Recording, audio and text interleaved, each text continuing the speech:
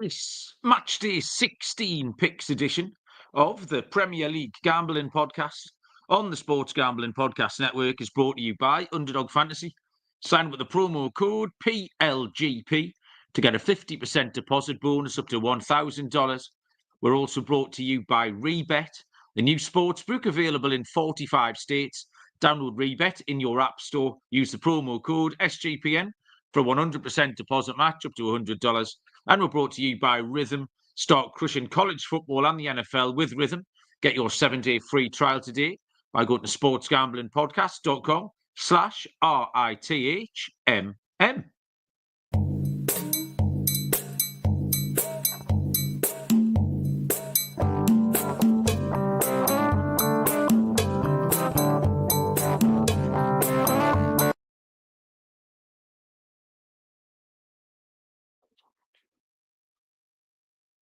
Welcome, everybody, to the Premier League Gambling Podcast on the Sports Gambling Podcast Network. My name is Malcolm Bamford, coming to you from Newcastle upon Tyne in the northeast of England. Today is Friday, December the 13th. Oh, it's Friday the 13th. That's terrifying. We are here too. We'll have a little run across the Champions League games from this midweek. And Premier League Matchday 16 goes from Saturday afternoon to Monday night. Joining me is Mr. Barry Penaluna. Bazza, what's happening on your lunch break, is it? Another lunch episode due to your busy schedule. You know, don't worry about my schedule. As long as I can fit in around you, that's all good, isn't it? So yeah, I'm on my lunch. We'll blast through a full slate of Premier League. I have got the smells, the aromas of a nice bit of beef slow cooking away in the corner of the kitchen here. I put that on at 9 o'clock this morning. Nice big joint of beef. Gonna have a bit of stew and dumplings. So it smells lovely in here at the moment. I'm craving some proper food bars. I've eaten buffet, Christmas buffet, and pizza. Well, pizza, buffet, pizza. It's all I've eaten since last Thursday. If I see another slice of pizza, like I'm going to be a proper weird shape by this time next week. Not that I wasn't to start with, but like Walt Disney couldn't draw the shape I'm going to be. I just need something that's a different colour to beige or pizza. Something orange or green would be tremendous. Yeah, thanks for fitting in around me, Barry. That's really kind. I don't know what I'd do without you, you absolute dick. These lunchtime shows have been quite popular, I think, with the people. Some people here already. Cree was kicking around early on. Riley's here. Riley's mad keen. Callum and Lee. So if you are lurking in the chat, by all means, say hello. It is 26 and a half hours until the first Premier League game of the weekend kicks off. So we're doing all right. But yeah, I'm working hard, Baz, as you say. Lots of travelling this week. Been to Leeds. I was in the Queen's Hotel in Leeds on Monday, which is a massive hotel. I don't think I've ever seen a bigger one, apart from maybe in Vegas. Big old Art Deco place in the middle of Leeds. I was somewhere else in Leeds on Wednesday. I was in York yesterday. York's a little bit twee. I went for a little wander yesterday at tea time, and it's quite pretty. I get it. It was just full of men being dragged around by women. Just men, miserable-looking men, doing that, standing outside like a soap shop, staring into the middle distance. And that was like the 27th soap shop. They've obviously stood outside in that day. Soap, fudge, they were really the main attractions. Like, you've got tea rooms as well, soap, fudge and tea rooms, and miserable men. So it looks quite pretty for about 30 seconds. And then you think, all right, fuck this, let's go and have a pint. So I was there last night and back home and off out to the officers' mess again tonight, Barry. Back down in Catterick Garrison, which is the big military place in the north of England here, off to play some roulette with the officers. So yeah, thanks for fitting me in, Baz. I've got 2 more bad jobs, and then I'm very local next week. I've got lots of NE postcodes next week, so a little bit happier. I'm nearly there, Barry. I'm doing all right. What are you up to? What am I up to? With what? Sorry, I swithed off there. Just anything you like, really. Anything, General chit-chat. You've had a bit of a success in the family this week, haven't you? You're going to shout out the young'un? Oh, Bob. Yeah. Yeah, go on then. I'll flex that. Yeah, well, for a start, I'm a little bit disappointed that I missed it, Father of the Year. Bob played against Newcastle United on Wednesday night. First time he's played against them, and I couldn't make it because I was working. But he scored a fucking great goal. He never scores. I've discussed this. He's a CDM. His favourite player is N'Golo Kante, which is weird for a 14-year-old kid.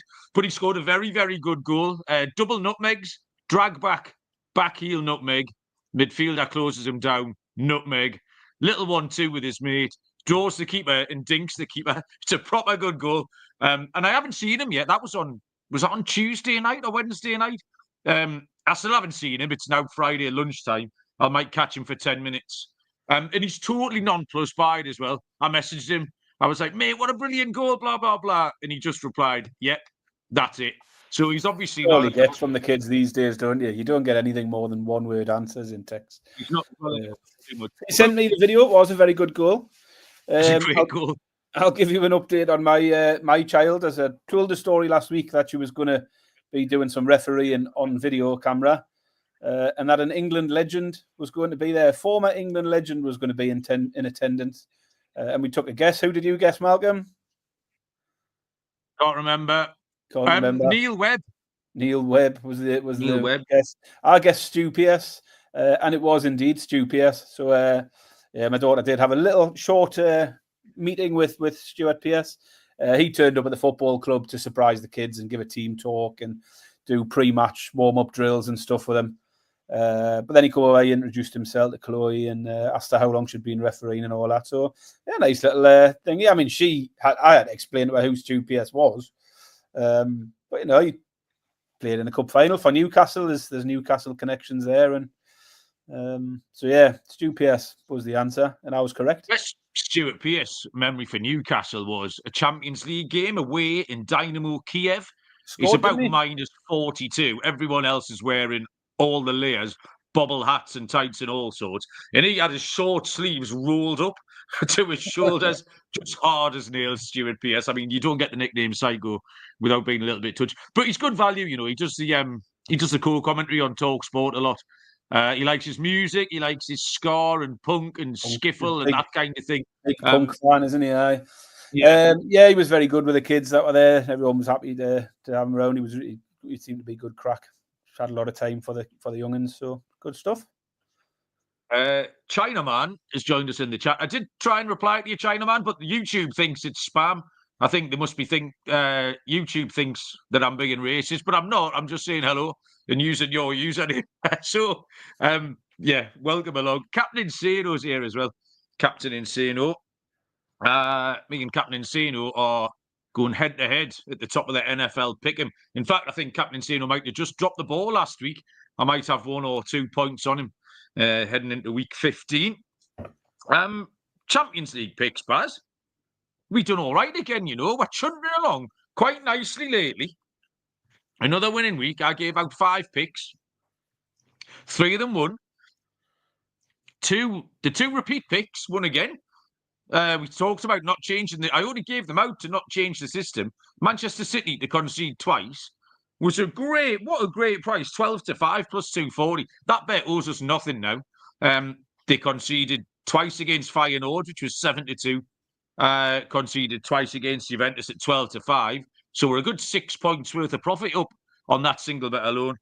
Bruges I gave out as a lovely price. And then Slovan Bratislava, the goals. And I did say they lost 3-1. I said they could contribute. They looked good on the break. They broke away and won a penalty. Game finished 3-1. So 3 out of 5 here and 2 really nice prices, Baz. And I think you did all right. Yeah, I was 1 goal away from a clean sweep. I put out 4 picks. Nicky. 4 picks, 3 winners. 2 for 2 on Tuesday. I had PSG handicap. And the unders in the Leverkusen Inter game couldn't have been any easier. Both of those came in comfortably. And then on the Wednesday night, it was over 3.5 at a plus money price in the Barcelona-Dortmund game. So we got the 5 goals in the end. And the only one that let me down was the over 2.5 in the City game. Said the Juventus would play their part. Expected City would at least get a goal in amongst there. So I had the over 2.5 in the City game that didn't hit. And that was the only one that didn't. So yeah, 3 out of 4. Good solid week. As you say, we're doing all right in the Champions League this year so far. Yeah, very good. Wasn't hugely keen on this card, the Premier League stuff. Not many underdogs stood out. I've got a couple of like Asian -1s, where I'll be happy You know to why take this is, push. Malcolm? You know why you weren't keen? Because the Premier League has got very, very hard. I think from a betting point of view, maybe. Genuinely, I just think it's got so much more difficult because, I mean, the Man City thing has thrown a complete spanner in the works. Yeah. But everyone, Newcastle, Villa, Spurs, Brighton, all of them teams that you would think were going to be in and around the top end and a bit of consistency. There's no consistency at all with any of those sides. Liverpool and Chelsea arguably are the only two that are putting together. I mean, we've seen Arsenal go on a bad streak. I genuinely think it's got very, very difficult. And, it's kind of linked, Barry. I know I had a bit of a strop last week and banged on about the goals, but Tottenham are going to win 8 and lose 8. You just don't know which ones they are because they don't give a shit. They're just going to go and play the same way, and they can't win anything. They're never going to challenge because it's unsustainable. But they will win 8 games and they will lose 8 games. You just don't know which ones they are. Bournemouth will go and do the same. Brighton will do the same. Newcastle and Villa to an extent. The way everyone's playing and not bothering to defend, they're going to win 50% and lose 50%. Trying to pick them, though, is absolute madness. So now, you might be onto something there, Baz. It is tricky. The one thing I'm going to ask everyone to do is, apparently we have a little meeting with the boss every now and again, and YouTube and Spotify and everyone change how they do things, and they like different things at various times. And apparently Spotify at the minute really like it if you put a comment under a show. That forces us down the necks of other people. So if you listen on Spotify, or if you just have Spotify, if you can go and find our show, just write any old shit underneath. But the fact that there's a comment there will force it down the neck of other people, strangers. It'll turn up on their homepage as a recommendation, and that's all the rage this month until they change it. So if you do get a chance, everyone, it would make me and Baz look kind of competent in front of our bosses. Same goes for YouTube. We always ask for the thumbs up on YouTube, but if you can leave a comment as well, just saying good, brilliant, anything you want, ask a question if you want, or just leave something that way you can reply to, because that again just gets you churning through the system a bit more, gets us out there. So all welcomed. Make sure you keep doing that. Yeah, all of that. Download the SGPN app. It's free. All the shows are on there, and the picks pages. That's free wherever you get your apps. We are sponsored by Underdog Pick'em. It's got one of the biggest menus for all sports. You can win up to 1,000 times your money with Underdog Streaks. Underdog is always making it easier to win with profit boosts and gimme pick'ems. NFL, college football, college basketball, MMA, NBA, NASCAR. Use our code PLGP to claim a special pick and first-time deposit offer up to $1,000 in bonus cash. UnderdogFantasy.com, promo code PLGP. And we're brought to you by Rebet. Rebet is a new social sportsbook available in 45 states. Loads of betting opportunities available on Rebet. And it's great for people in states where traditional books might not be available. Download Rebet in the App Store. Use the promo code SGPN for a 100% deposit match up to $100. That's Rebet, promo code SGPN. Right, okay. You ready to fire up these picks, Baz? Yeah. Before we start, though, Malcolm, I've got a 4-pack of Ferrero Rocher here. Oh, yeah. Found them in a drawer. What date? Sell by date? Use by date? What this is a good game. We like this. This is officially called the fish sauce game, by the way, Barry, in deference to my bottle of 2011 fish sauce, which I still use. Ferrero Rocher, obviously been hanging around with the ambassador again, Baz. That's a joke for the teenagers. I'm going to say, it's got to be February 2016. Oof, you're going a long way back there. Lee's guest in the chat, 12/3/22, which is 12th of March for the Americans among us who would say that 3/12/22. It's 2022, November 22, so it's only 2 years out of date. I think my advice to you on the fish sauce was go for it, because what can go wrong with fish sauce? What do you reckon about chocolate? That's nothing in there is going to kill you, is it? Mate, post them up to me. I'll give them to the IT department. I mean, it may kill you with your nut allergy, that would probably kill you. But He I'm loves gonna that. I'm gonna eat one live on air. So if I go quiet, All right, okay. because I'm eating it We out need again. Andy Williams here as our resident paramedic, just to give you some advice. There's there's he'll probably be a all lot right, of rustling going on at the moment. Apologies for that for podcast listeners, but it is what it is. Yeah, it's a great regret in my life that I've never been able to eat a Ferrero Rocher because they look luxurious. They look right up my street. I'm a luxurious man. There you seem all right, Baz. You do that. I'll count up the 3 o'clock games because everyone loves that. 1, 2, 3, 4 3 o'clock games on Saturday, starting with Arsenal taking on Everton. Arsenal are, find me page, back to the start, 1 to 5, minus 500. The draw's 11 to 2, plus 550. Everton are all the way out at 11 to 1. Arsenal held by Fulham last week. Another 2 points down the pan there. Another little setback for them. They had been in good form before that, and they got a really comfortable win against Monaco in the Champions League, won 3-0 at home in the week. They have been good at home. That's where they're more reliable. Won 5 and drawn 2 of their 7 home games. And all 5 of the wins have been by 2 or more goals, including against 4 of the bottom 8. So you've got a whole load of comparison data there for Arsenal to be able to do this by a couple of goals. Everton continue to be really unappealing to me. Despite that we had 4-0 win against Wolves. It was a false final, I think, anyway, and it was against Wolves. Everton got the week off last week. They were stormed out, weren't they, against Liverpool. And they haven't picked up a win against a team who were above 17th in the table.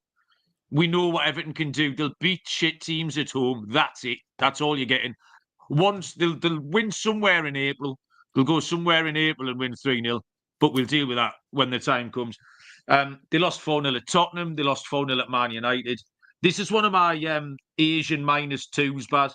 I'm going to take Arsenal -2 at 15 to 13, which is plus 115. So we'll get the push if Arsenal win by 2. I don't know if Everton can. If Everton can score, it might be 3-1. If Everton don't score, Arsenal might be able to cover. So I'm going to take Arsenal -2, Baz. Yeah, I mean, first of all, disappointed there's no Saturday lunchtime game again, having lost the Everton-Liverpool one. What else are you meant to do on a Saturday, 12:30? Play some championship. I watched Sunderland last week. Sunderland beat someone. I can't bring myself to watch that shower of shite. Yeah, 5 wins from the last 6 for Arsenal. Suggests they're definitely back in form. Just the 1-1 versus Fulham last week is the only blip. But they did follow it up. A good win through the week, 3-0 over Monaco in the Champions League. And there's just no reason to suspect the recent good run of form is going to end here. At home, they've won 8 of their last 9. Only Liverpool have taken a point away from the Emirates this season.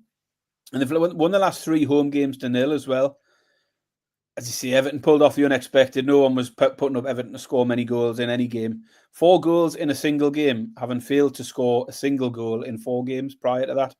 But that was against the worst defence in the league in Wolves. This isn't. They failed to score in 3 straight away games against mediocre opposition Everton. And I think they might fail again here. I've gone for Arsenal to win to 0, which plays into your hands as well. You'll be hoping for an Arsenal clean sheet. Arsenal win to 0, 4 to 5. That'll be my pick in the Arsenal v Everton game. I'm frantically making some notes here because I got a bonus pick from later on for a different competition, which I forgot all about. But don't let me forget to give that out. It's at the end when we do all the fancy stuff, because there's something else I fancy at the weekend really very strongly. So that's exciting. Okay, next match up here is, I need to get back to the Premier League now. Competitions, Premier League. 3 o'clock kickoff between Liverpool and Fulham. Liverpool are 1 to 3, minus 300. The draw 19 to 4, plus 475. And Fulham are out at 7 to 1, Bazza. Yeah, my first thought here before I got into any of the form or stats was to factor in Fulham a little bit, just based on their form recently. They drew with Arsenal and Spurs. and beat Brighton in the last 3. So a few good results. Liverpool won again in midweek, but I didn't think they were particularly good against Girona. I thought Girona were very unlucky not to get something from that one. And Liverpool haven't really been running up big scores against anyone this season, which was why I was initially looking at Fulham. However, I then pivoted entirely, particularly when looking at the home form for Liverpool. They've won 4 straight home games in a row by 2 goals or more. They've not conceded in any of those last 4 home games either. And against good opposition, they played Man City, Real Madrid, Villa and Leverkusen. All wins to 0, all wins by 2 goals or more. All better teams than Fulham. 11 home games in all competitions this season. 8 of them they've won by 2 goals or more. 7 of them they've kept clean sheets. So I kept it quite simple. I know Fulham are in good form, but at home, Liverpool are pretty unstoppable at the moment. I'm going to take Liverpool -1.5 on the handicap at 10 to 11. Okay, I don't mind that. It does factor in. We can both win, Baz, because I wanted to factor Fulham in a little bit. Like you say, that was my instinct, the same as you when you first came to look at it. Liverpool did enough against Girona. Girona aren't very good. Liverpool had a couple more gears, I think, had Girona got an equaliser, beat them 1-0. Potentially Jota and Chiesa will come back in, or will be available anyway, for Liverpool. They've won 6 and lost 1 at home. The only team in the top 9 that they haven't played at home is Arsenal. So they have had it's a bit of a weird split. It's an unusual split that the top teams they've had at home. So you're going to have a tough run of away fixtures. 5 of those 7 games, they covered a handicap, Baz, so you're on the right trend. But Fulham have been impressive. They've only lost 4 of 15 in entirety in the Premier League, which surprised me. Tons of goals. 8 of the last 9 have been BTTS.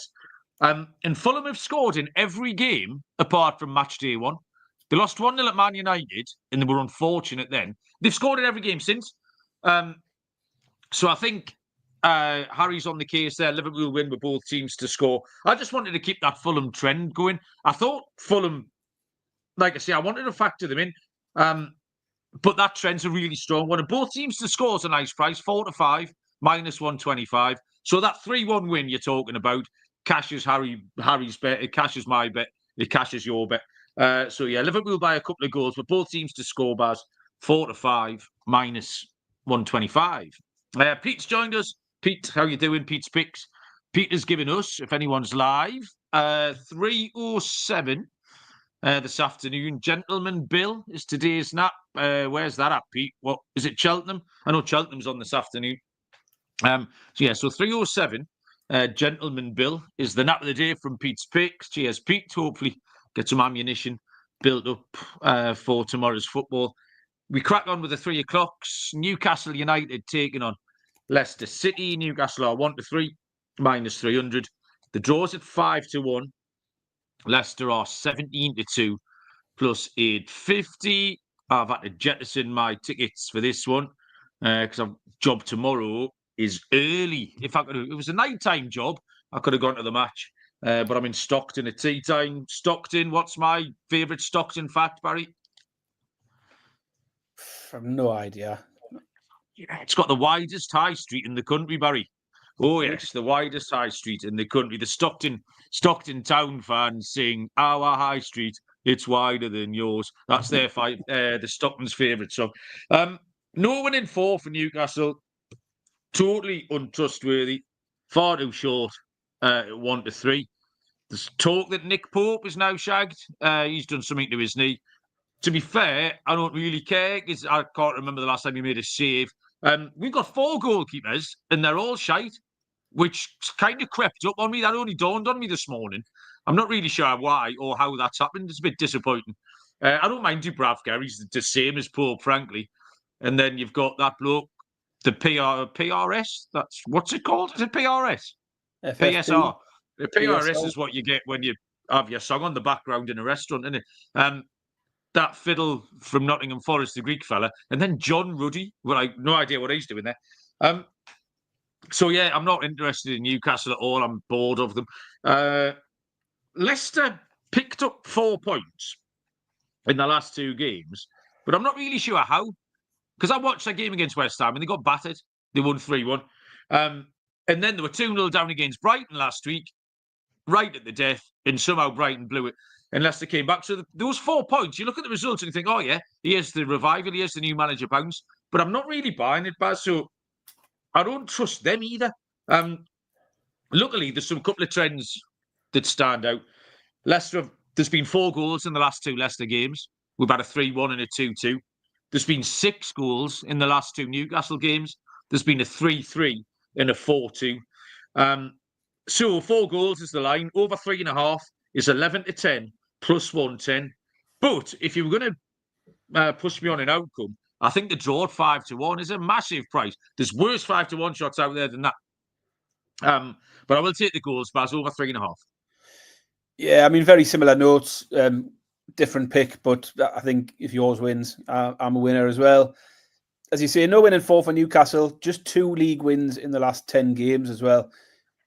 The inability to break down Leicester sides is a massive concern, as well as the vulnerability at the back now. There's been times where we've been really strong defensively. There's been times where we've been really strong going forward. And now we're not really that strong in either of those parts of the game. 3-10 for Newcastle when I looked. Wouldn't even put them in my acca at that price in current form. Lee's mentioned in the chat, Newcastle are becoming very Spursy. They are equally as inconsistent. Games where we feared them, like Liverpool, they go and put up a performance. And then when you think they'll get something against Palace, West Ham, Brentford, etc., just doesn't happen. So I wouldn't trust them in this. Leicester, I've seen a little bit of a turnaround. You've mentioned the 4 points in 2 games. See, Newcastle might win. It's at home, but you can't back them at this price. So you've got to go to the goals markets. One thing Leicester always do is score, or almost always. I think Man United are the only team to have kept them out this season. They only failed to score once in 15 games in all competitions. The games have hit both to score in 4 straight games. The over 2.5 hit in all 4 of those. And as you mentioned, we've just seen 12 goals in 2 games from Newcastle United. Both teams to score has hit 4 of the last 5 for Newcastle as well. So I'm on the over 2.5, but I've tagged on the both teams to score. So very similar thoughts on the game. Slightly different pick. But yeah, if one of us cashes this, there's a very good chance we both do. So yeah, even money for over 2.5 goals and both teams to score between Newcastle and Leicester. You've got a shout for Fabian Share 2 shots at 13-8 as a bet builder pick from Lee. Yeah, Share does very much get in and amongst it around the box. He likes to get a shot off. We're brought to you by mybookie.ag.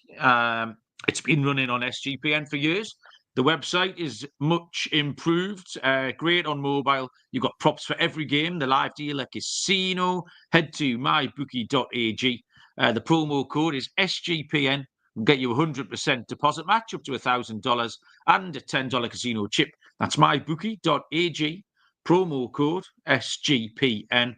And finally, Rhythm, our proud partner, the #1 AI-powered sports betting platform, helps provide bettors of all levels the ability to build custom predictive betting models in seconds and get predictions for betting on moneyline spreads, totals, and props. You can build your own model. You can copy one of the top performing models off the leaderboard. You can track props in the Rhythm app. All the sports are on there. Claim your 7-day free trial today by going to sportsgamblingpodcast.com/rhythm. That's sportsgamblingpodcast.com/RITHMM. Final one of the 4 3 p.m.s on Saturday is Wolverhampton Wanderers taking on Ipswich Town. Wolves are 9-10, -111. The draw 14-5 plus 280. Ipswich 29-10 plus 290, Baz. Yeah, the Wolves bubbles burst entirely in recent weeks after a 4-game unbeaten run where they won 2, drew 2, and we thought, there might be a little bit of a turnaround here. They've just lost 3 straight games, conceding 10 in the process. The run of 2 goals, scoring 2 goals every week was a regular play. That's gone now. They failed in the last 2 straight as well. But one thing that does keep hitting is the over 2.5 goals. 11 of the last 12 league games for Wolves has went over 2.5 goals. Ipswich have been disappointing. They're also on a 3-game streak of losses following a good spell before that where they picked up 4 points from Man United and Spurs. So very similar form for the 2 teams. 2 teams that looked like they might have just turned a corner and then suddenly went back to being shite again. The contrast in the form lines for Ipswich is the goals is the opposite way. 4 of their last 6 have gone under 2.5 goals. But I just add a bit more weight to the Wolves form for goals, because the Wolves games are full of goals because they can't keep teams out. 38 conceded this season in 15 games tells you all you need to know. So the overs has just been a constant in Wolves games. It's a short price one. It's the shortest one I'll put out. In fact, I might have another one at a similar price, to be honest. But 8 to 11, it's about as short as we'll go here. But over 2.5 at 8 to 11 is bigger than I expected for Wolves, given their form. We're seeing a lot of 4 to 7s and 1 to 2s for these sort of things. So my pick, I'm just going to take the over 2.5 goals. No need to tag anything else on. 8 to 11, Wolves and Ipswich, over 2.5 goals. I probably should have done the same, Baz. A very, very similar handicap. I mean, it's 19th for 18th, and it's 2 teams that I keep taking and keep losing. I feel like I've said a lot. Oh, I fancy Wolves. Wolves are going to be all right, and I expect Ipswich, and they just haven't done it. Wolves are now...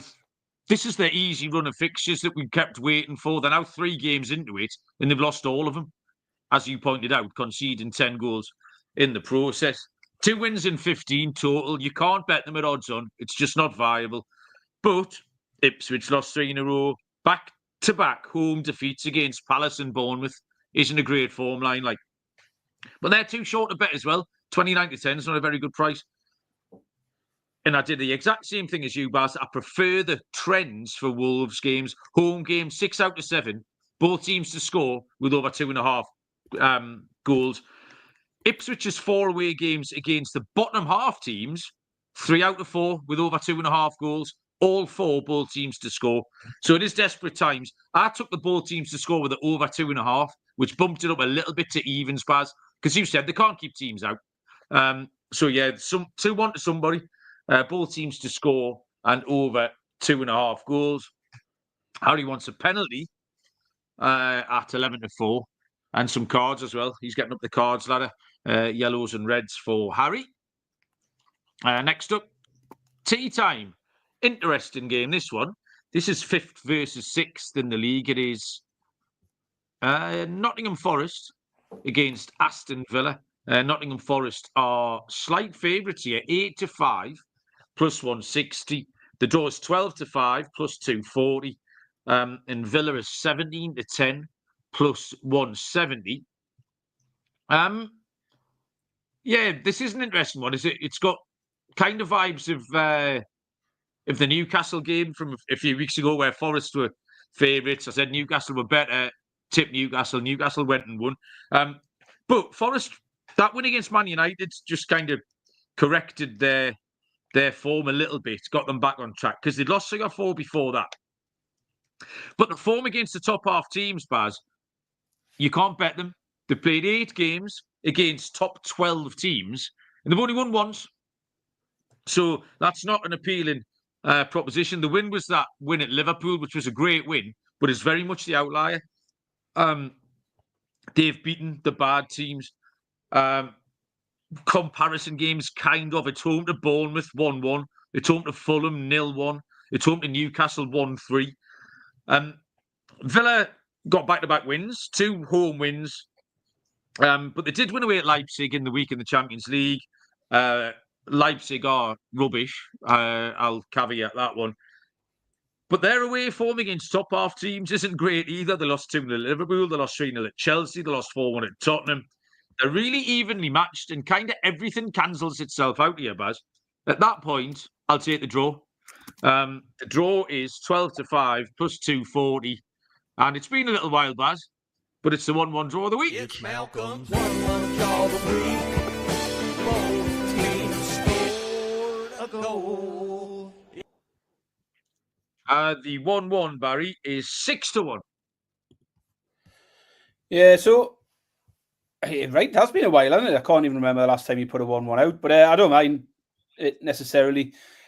Forest, the top of the table charge appears to have been derailed recently, but then when you look at it, the 3 defeats in 5 that they've had doesn't look that bad when you look at who they've come against: Arsenal, Man City, Newcastle.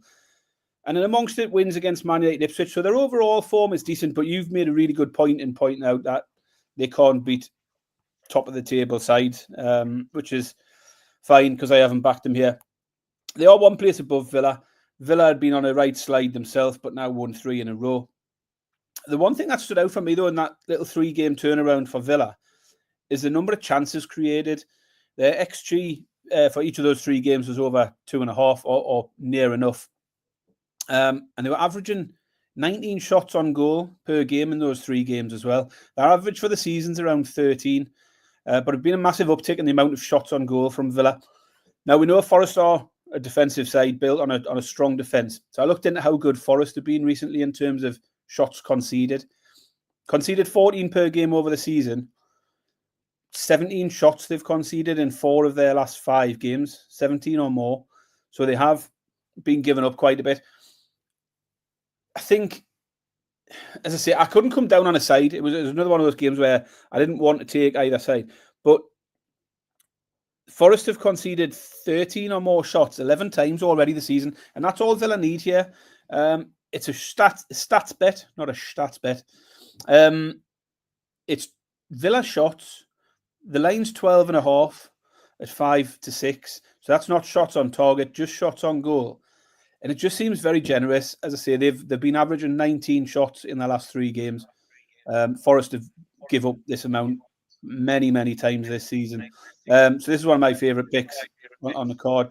Villa over 12.5 shots on goal at 5-6. Right. Shots. Not shots. Just shots. They can go anywhere. They can go out into row Z. That's right. When you say shots on goal, Baz, that just confuses. Because it's a shot on goal, isn't it? If you're aiming to shoot it towards the goal, then that is a shot. If you go on Bet365, that's with shots on target, can't it? That's if you go on Bet365, they describe it as shots on goal and shots on target. Really? So that's why I do the same. Right. Okay. Shots. Yep. Next up is a Saturday night. There's some right mental times in the next couple of weeks. There's a couple of Sunday 8 o'clock kickoffs and stuff coming up. Oh, in fact, this week. What's going on here? Where are we going? Sunday, early kickoff, 2 o'clock. So 9 a.m. Eastern time is Brighton and Hove Albion against Crystal Palace. Brighton 9-10, -111. The draw 14-5 plus 280. Crystal Palace 29-10 plus 290, Baz. Yeah, Brighton failed to beat relegation contenders twice in recent weeks, Leicester and Southampton, coming away with just draws. Lost to Fulham as well, so no win in 3 for Brighton. Palace now unbeaten in 4, having just taken points from Newcastle, City, Villa and Ipswich. So good form for Villa against, half-decent sides. So I did think initially Palace might have been a contender for an underdog pick. I thought I might get them a slightly bigger price, to be honest, because the bookies are normally a little bit tight on Brighton, but I think they've probably got this one just about right. Both teams to score has hit in 8 in a row for Brighton games now. 7 of those 8 also hit the over 2.5 goals. I think any outcomes on the table here, because Palace are playing a bit better and Brighton are starting to hit that little inconsistent streak that they're capable of doing so. I couldn't come down on the side, but the goals price just seemed bigger than I expected. A bit like I said about Wolves. Generally, when you come to Brighton games, you think there's going to be goals. And you're therefore looking at like 1-2s, 4-9s, 4-7s for over 2.5. And it's 8-11 again for over 2.5 goals. It's a bit tight. I don't like to give out a couple of 8-11 picks. So I don't mind tagging on the both to score. I think Palace will get a goal. But yeah, my pick is going to be over 2.5 goals between Brighton and Palace at 8-11. If you want something a bit bigger to push it up to evens, add the both teams to score on as well. Yeah, Lee's asking if this is the weird rivalry that no one understands. Yeah, it is. It's a derby, but it's not. And you're correct. No one understands this because you don't really see Brighton as fearsome kind of opposition to anybody. It's all a little bit mad, but it is classed as a derby. No win in 3 for Brighton. They do draw lots of games, Baz. They've drawn 6 of 15 in the league. Both teams to score in 10 of their last 11. But Palace, no defeats in 4. 3 draws in there. Comparison games, Palace drew at Chelsea. Palace drew at Villa. They've only lost 1 in their last 7. It just looks like a draw again to me, Baz. It looks like they're going to cancel each other out. I'm kind of linking this one to the to that last game, Forest Villa, because I got back-to-back draws here. One of these is going to, they're the same price. They're both, one's plus 240, one's plus 280. One of these is going to end in a draw, if not both of them. So these are extrinsically linked, Baz. And the 1-1 draw here is 7-1. So on the guys who's missed a few in recent weeks, I'm going to fire out a second 1-1 draw of the week. Malcolm's 1-1 draw of the week. Both teams scored a goal. One of those two will hit, and that means, Baz, profit.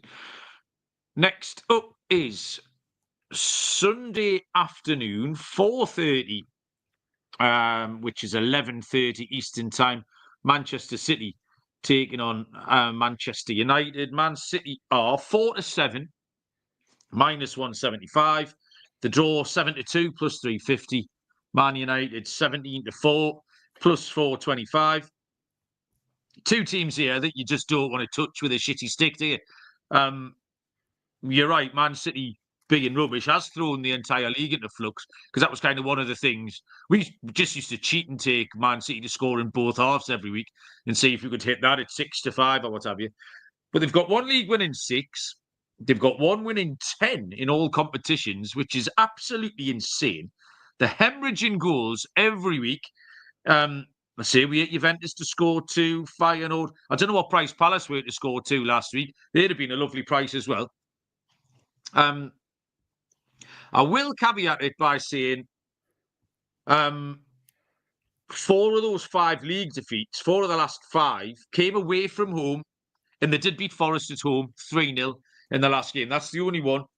Man United just continue to be rubbish. Squeaked past Pilsen last night with a 88th minute winner.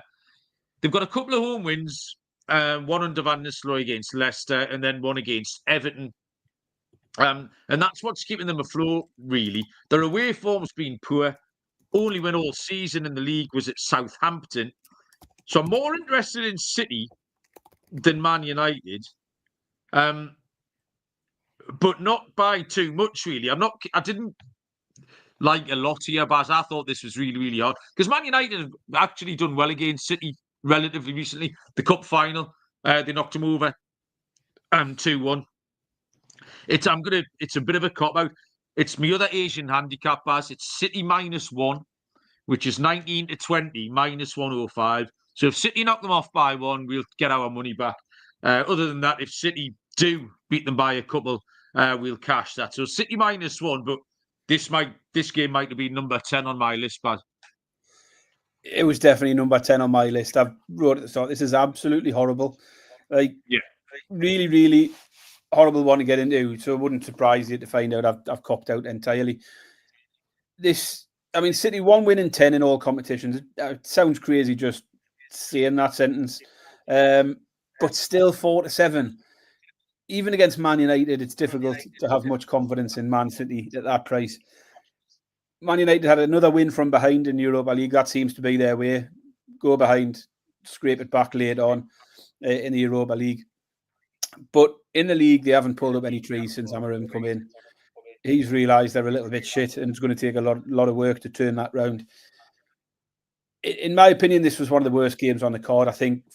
And for that reason, I've went where we go in these situations into the stats market. Because back on either side here, just as you've done, it's just blind faith that there'll be something better there than we've seen in recent weeks from one of them. And City might win, but I just couldn't get myself there with the current form. Corners for me, Man City corners. City have covered the line in 4 of the last 6 and 6 of the last 9 games. It's over 7.5 corners for Manchester City at 10-11. It's a complete cop-out, but the stats back it up. There's enough there. It's hitting in 2/3 of the games, and you're getting near enough evens. City over 7.5 corners for me at 10 to 11. A massive cop out from both of us there. Apologies, everyone. I bet you're pleased you listened for 45 minutes for me and Baz to make shit picks that we don't want to make. Steve's joined us. Steve's got the temerity to complain about the time where he is, although we know he lives in California or somewhere. So I've got no sympathy for you, Steve, as we're sitting here freezing our bollocks off, mate. You're going to get no sympathy if you're up a little bit early to watch a glorious sunrise, wherever you are. Both teams to score and both teams to get a card is Steve's pick there. 5 to 6 minus 120. Welcome along, Steve. Nice to have you. Right, weird 7 o'clock Sunday night kickoffs. Any idea what all that's about, Baz? I like it. I'm a big fan. Yeah. I think we should have 7 o'clock Saturday and 7 o'clock Sunday. Make it a regular thing. 7 o'clock Saturday? Friday. But just put it on 7 o'clock every night. Prime time. Just go for it. Let's watch football instead of all that shit I have to watch with the family on a Saturday and Sunday night. Yeah. But Sunday is red zone time, isn't it? It's NFL. It's fantasy playoff season. I'm taking Moonaf on in one of the D-Gen leagues. That's a local derby. That's like Brighton Palace. Me and Moonaf. I'm going to fill him in. So yeah, 7 o'clock on Sunday for some obscure reason. 2 p.m. Eastern time. Chelsea taking on Brentford. There's 2 kickoff times here as well, by the way. Chelsea are 1 to 3 minus 300. The draw is 5 to 1. Brentford 13 to 2 plus 650 for Barry. To me, is it? It's you. Yeah, I think fairly short handicap on this one. 6 straight wins for Chelsea, 9 without defeat. And the big thing, Malcolm, is Brentford are away from home here, aren't they? They can't win away from home. Right. We know that. I think for that reason alone, you have to look at Chelsea one way or another, particularly given Chelsea's form. Brentford continue to be winless away, 1 point from 7 games. Conceded at least 2 in all of those 6 defeats from the 7 games as well. So they're conceding plenty. Chelsea at 1 to 3, you sort of start off by looking at the handicap. The worry for me would be that Brentford rarely fail to score, and then you're needing Chelsea to score 3 to cover the handicap. Only those 6 defeats for Brentford away from home, they've only failed to score once. So they even in defeat, they're getting on the score sheet often enough. So I think the Chelsea team total just looked a better pick for me. Brentford, comfortably the worst defence in the top half of the league. As I say, Chelsea handicap, I don't mind, but I have a feeling they're going to need 3 to cover it. And therefore, I'd rather just take Chelsea to score 3 or more goals. We've seen them put up plenty of goals lately. Chelsea to score 3 or more against Brentford at 10 to 11. I'd done a massive burp then when you were talking, Baz, and I panicked that I didn't have myself on mute. But luckily, I did have myself on mute because it was deeply unpleasant. I've got the same pick, Baz.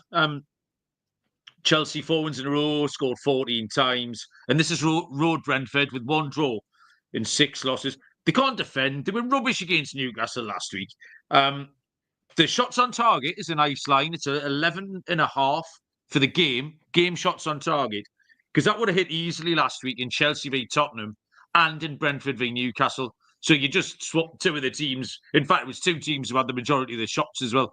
But I got Chelsea team total, the same as you, 5 to 6, minus 120. Newcastle scored twice. Everyone scores twice. Chelsea score loads. The fact they were away from home in somewhere ridiculous last night, Aston, makes no difference because it's a completely different team.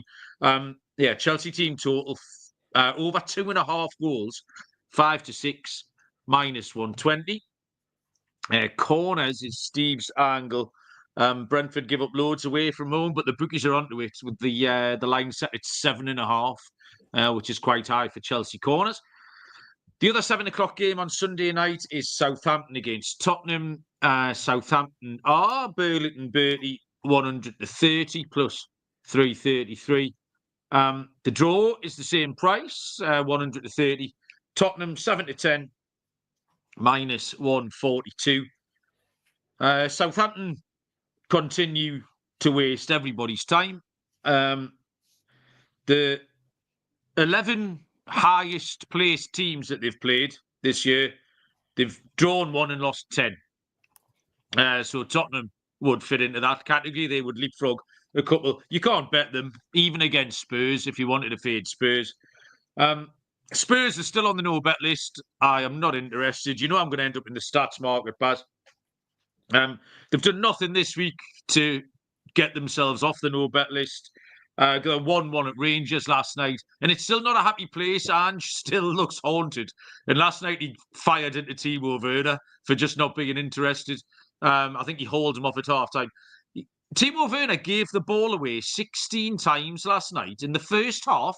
That's nearly impossible. Like, if you asked someone to do that, you couldn't. I don't know how it's possible. Or you'd get done for match fixing. Like, 16 times he hemorrhaged possession last night. So it's not a happy place. So I'm in the stats market, obviously, Baz, but I'm going to zag, Baz. Where everyone's zigging, I'm going to zag. We normally take shots, don't we? The line on the shots is 28.5, and I'm going to take the under. I think this has got more of a slow burner about it. There was only 14 shots in Villa Southampton last week, Barry. That's not very many. Now, there was 30 in Tottenham v Chelsea, but that seems like the ceiling because there was a shot. Everyone just shot from anywhere the whole time. It wasn't a game of football. It was shooting practice, and that only got to 30. So a normal game of football's got to come in under 28.5. I'm not buying it.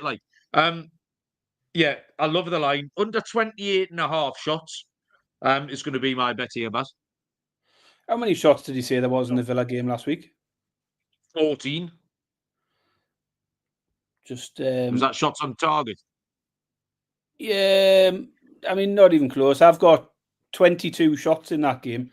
The only reason I know that is because I've taken Villa shots based on the fact they've had 19 shots themselves in each of the last 3 games. Where I got that stat from, and this is your fault, AI.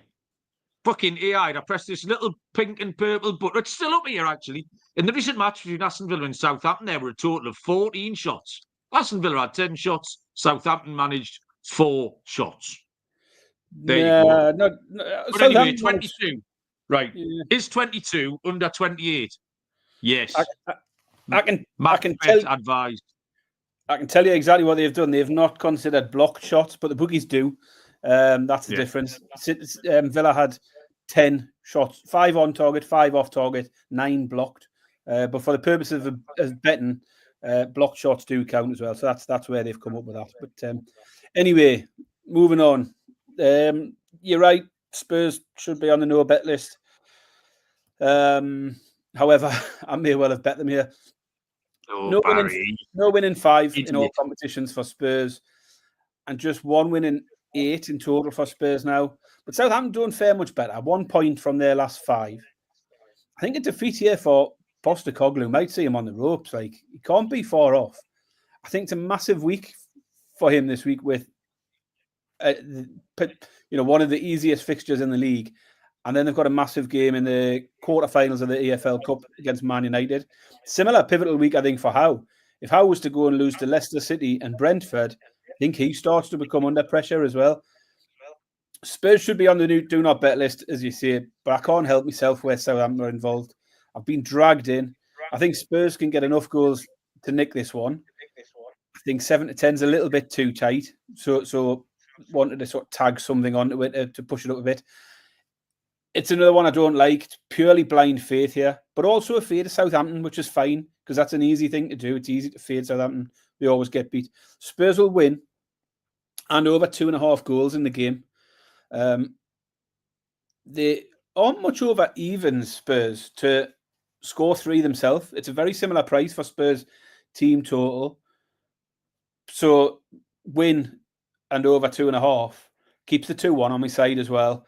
They did put 3 past Chelsea last week, which suggests they've still got goals in them. So yeah, this is my pick, not my favourite, but Spurs win and over 2.5 goals at 21-20. We put 1 past Rangers as well. Yeah, I couldn't be doing that, Bars. That way madness lies. But good luck. Let's see how that works out. We got a game on Monday night here, 8 o'clock kickoff, 3 p.m. Eastern time between Bournemouth and West Ham United. Bournemouth are 7-10, -142. The draw is 3-1. West Ham 72 plus 350, Barry. Yeah, Bournemouth continue to be in very good form. 3 straight wins and just 2 defeats in 8 league games now. Wins over Arsenal, Spurs in there as well, Man City. So coming up against good sides and getting results as well. All of those 3 wins against those 3 bigger sides are home games as well, where they've won 4 of their last 5. Brighton are the only team to go there in that last 5 games and win something or take something away. They beat Bournemouth. Now, West Ham came out on top of that. Well, it was El Sakiko. That was a bit disappointing because nobody got sacked. Yeah, it was a Swizz, wasn't it? So, yeah, we were all conned into thinking there was a guaranteed sacking after that one. They should have literally, done it on the pitch afterwards, shouldn't they? There should have been some sort of ceremony, having built it up like that. But yeah, they came out on top against Wolves. I still think they look distinctly average in that game. They've lost 4 of their 7 away games. They have beat Palace and Newcastle on the road. That annoys me. It's another where I sort of knew who I prefer to be on before looking at anything, and that's Bournemouth. I just think they're in a better place than West Ham. But I just couldn't get there at 8 to 11. I thought about tagging on goals with this one as well. But again, I felt if I was doing that, I'm probably better off just sticking with goals. West Ham are a tricky team. They will put in an effort every now and then, and they'll pick up points every now and then. They're definitely capable of adding some goals. Even in the defeat to Arsenal the other week, they were well beaten, still scored 2 goals. They put up 2 against Newcastle, 2 against Wolves. I think Bournemouth should win, but I like West Ham to score. But I wasn't bold enough to take that as a double because I can get the both teams to score in the over 2.5 at 10 to 11. And that just leaves a lot more scenarios in my favour in terms of if West Ham turn up and win 2-1 or we get a 2-2 or something like that. So I do like Bournemouth to win. I think West Ham will get on the score sheet, but I'm just going to take the over 2.5 and both teams to score at 10 to 11. Yeah, that was a long-winded way of getting to that pick, Baz. I've done the same thing. Bournemouth are good at home. They've beaten Arsenal, Man City and Tottenham. So you'd think they'd have enough for West Ham. Scoring loads of goals, 1.88 goals per game in the last 8. West Ham up to 14th, but really inconsistent. I pointed out the fact they hadn't had the same result 2 games running, win, loss, or draw. They actually managed it 3. They lost back-to-back games before the game against Wolves. That's the only time that's happened for them. But tons of goals the last 3 games for West Ham: 2-1, 3-1, 5-2. 5 of Bournemouth's last 6 over 2.5. In 6 of the 7, both teams to score. So that's the pick, Bad. Both teams to score in over 2.5 is 4 to 5 minus 125. 10 games in the book here. And we're going to move on to the exotic stuff. Can I start, Barry, with my stake and Stilton accumulator? Because I'm going to refer back to Lee in the chat. I'll put this up on the screen. Lee Smith says, for a bit of fun, both teams to score in all games, apart from Arsenal v Everton, it's 74 to 1. Now, I'll tell you what would be a bigger price than 74 to 1 is Harry picking the exact same bet that I've got as my stake in Stilton. That's quite remarkable, isn't it, Baz? There it is, countdown style. Stake and Stilton accumulator, both teams to score in every game, except Arsenal and Everton. I've got it down to 75 to 1. You picked the exact same bet as me. It's Lee. The link is literally written on the screen in front of you. Yeah, Lee, that's what I'm saying. I know what you're saying, Harry. It's got nothing to do with Harry. Yeah, did I say Harry? Sorry, it's because I'm discombobulated by... That's 500 to 1 that he's picked the exact same pick as me. The exact same 75 to 1 shot was both teams to score, leaving out Arsenal v Everton because Everton won't score. So that's that. And my corned beef pie is going to be over 2.5 goals at Liverpool, Newcastle, Chelsea and Bournemouth. That's 7 to 2 plus 350, Baz. Yeah, I mean, that is absolutely nuts that he could put that... Because it is ridiculous. Such a different thing from what we've done. You know, it's not like a regular pick you would put out. So it is absolutely bizarre. It has blown my mind just slightly. So right, where are we? Akas, after last week's goals all over the place, you went on your rant about how nobody can defend. So maybe this is back to being an overs league. So I've got 4 games to go over 2.5. I can't remember which teams you had now, but some of them might be similar. I've gone Wolves v Ipswich, Brighton v Palace, Southampton v Spurs, and City v Man United. All over 2.5 goals. Comes in at 5-1. Okay. And then my stake and Stilton knacker is, I'm going to go back to it, even though it was no good last week. It's a result and both teams to score accumulator. And actually, it's a little bit stingy. This will be the lowest price I've ever put out for my big hacker. But result, Newcastle to win and both teams to score. Man City to win and both teams to score.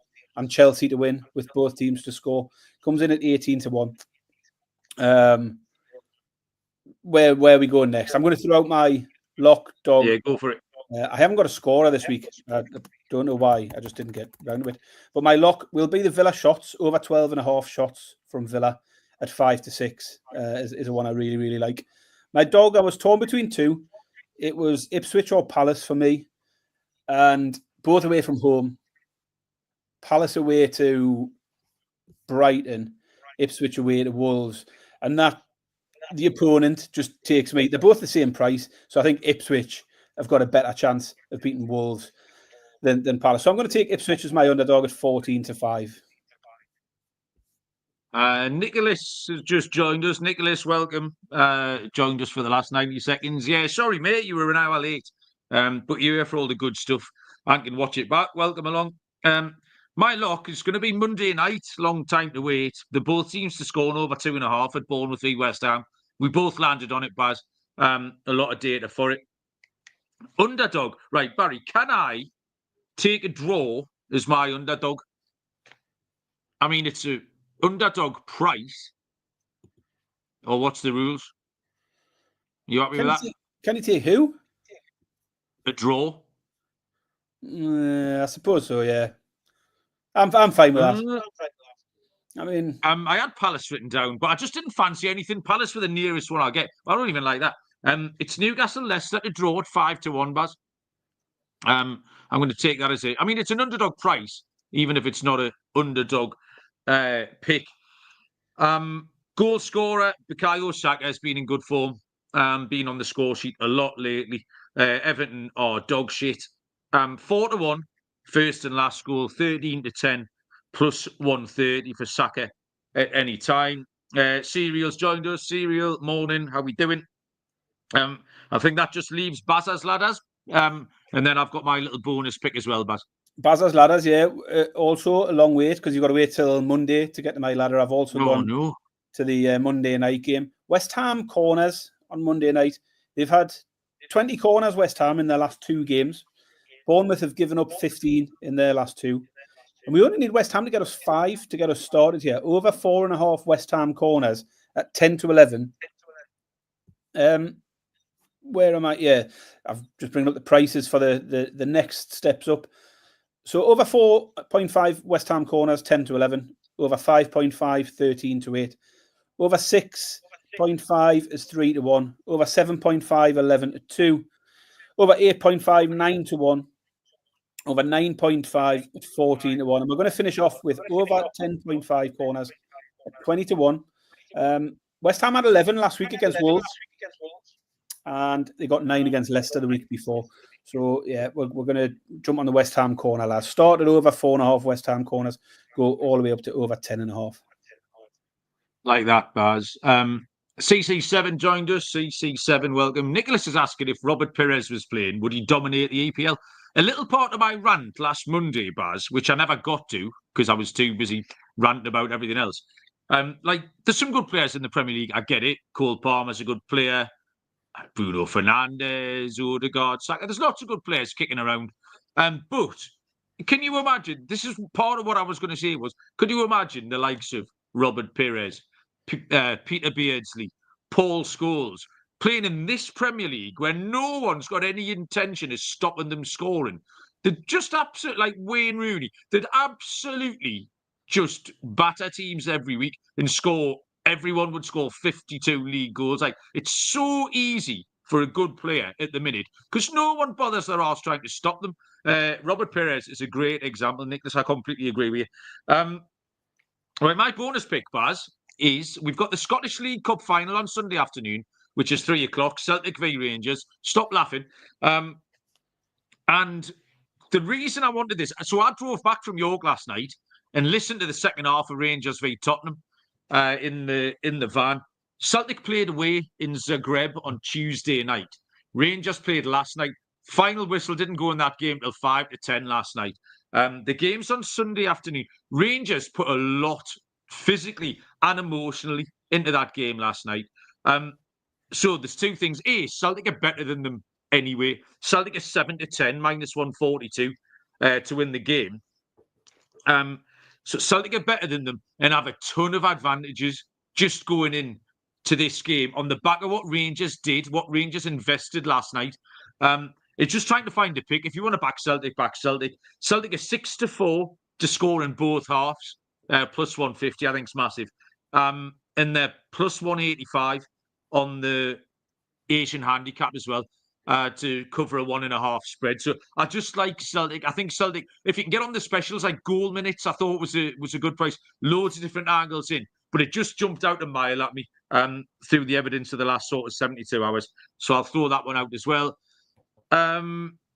Nicholas is saying Mbappe is basically Theo Walcott, which is quality. Yeah, I think we're done, Baz. Anything else you want to add before we let the people go? I ate 2 Ferrero Rochers during the show. I'm still alive, still feeling fine. There's nothing going on in my stomach.